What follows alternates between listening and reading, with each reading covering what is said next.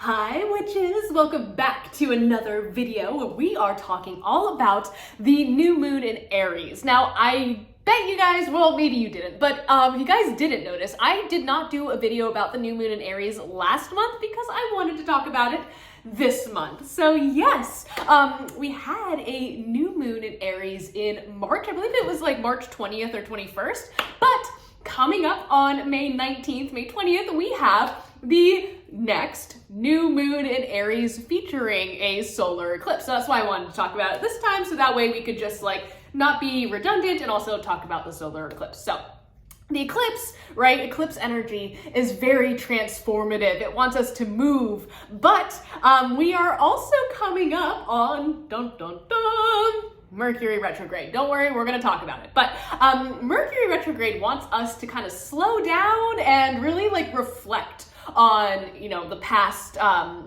period in which Mercury wasn't in retrograde when it was stationed direct, right? And that's going to cause, like, those two opposing energies might cause us some mayhem, but it's also a chance for us to like attain a greater sense of wisdom and learn things to aid us in our lives moving forward. Now we are entering the first of 2 eclipse seasons this year. Usually we have 4 eclipses total, 2 solar and 2 lunar eclipses, and they usually happen about 6 months apart from each other. So we're starting with the new moon in Aries with a solar eclipse, and then we will be celebrating I believe it's the full moon in Scorpio with the lunar eclipse. So stay tuned in about 2 weeks for that. Now this lunation really occurs right on the cusp, right, of Aries and Taurus. Like we are literally like having this lunation on the 19th, and then on the 20th it is Taurus season, like a couple hours later.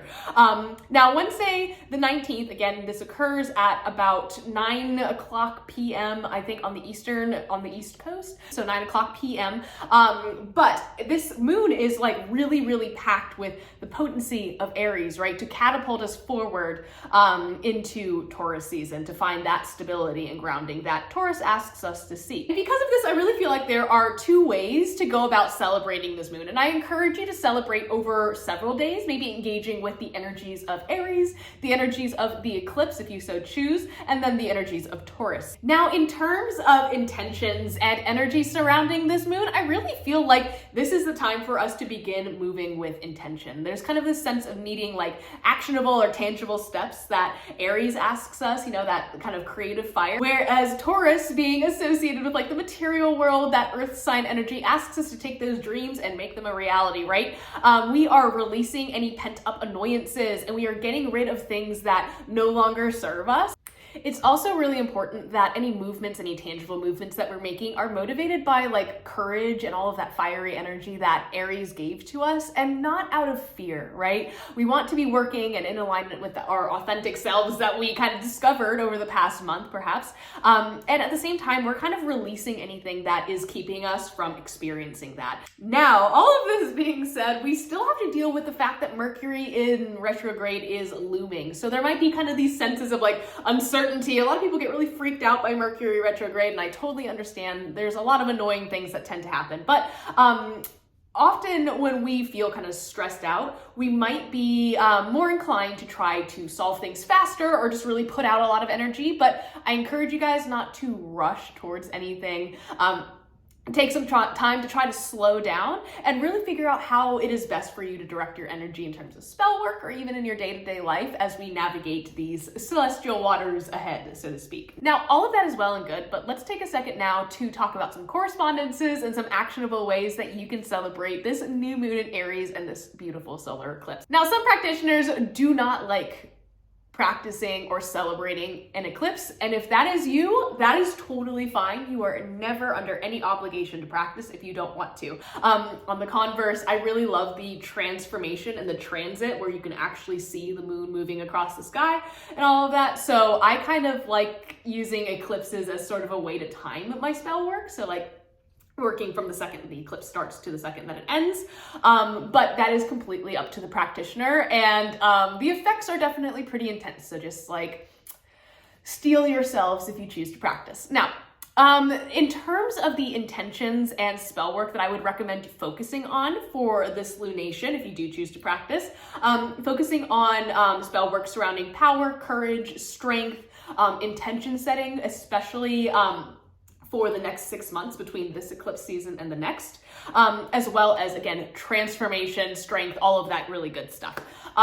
Colors that you can use to either wear or to decorate your sacred space, decorate your altar, include red, orange, gold, yellow, green, black, white, and silver. So really, really fiery colors, as well as some kind of cooler lunar colors, those whites, blacks, and silvers. Symbols that you might want to include on your altar are the ram and the bull. So because we are moving from Aries into Taurus, you might want to have one or both of them represented on your altar. Alternatively, the sun and the moon, because we are experiencing a solar eclipse and both of these celestial bodies are involved. Fire, earth, knives are sharp instruments, so like if you have a ritual knife or something like that, things that make you feel strong and courageous, maybe representations of great warriors or war deities that you tend to work with, or earth and nature deities that you honor or work with, etc.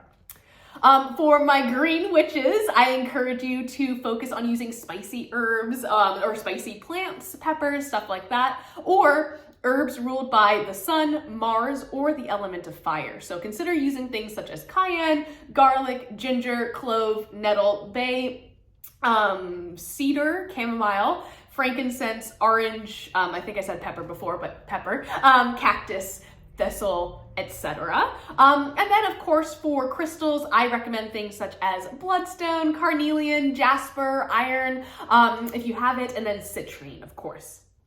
Now, let's take all of this information and kind of consolidate it a little bit. Let's talk about some spell work that one can do for this beautiful lunation. Now, as always, you are not required to practice. I know that some witches really, really don't like working during the the solar eclipse or any of the eclipses, and again, I totally understand that.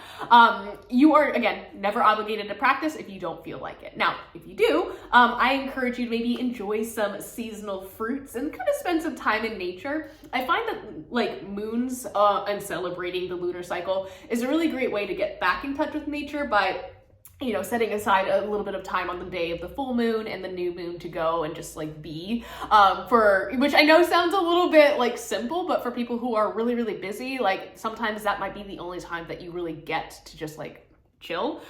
So use that time, you know, that you have and celebrate the earth. Next, I encourage you to make a bucket list for the summer. Again, we're talking about like maybe the next 3 to 6 months, or perhaps making a goal list of like 3 witchy things that you would like to try between the solar eclipse and the upcoming lunar eclipse, which again is on, I think, like May 5th.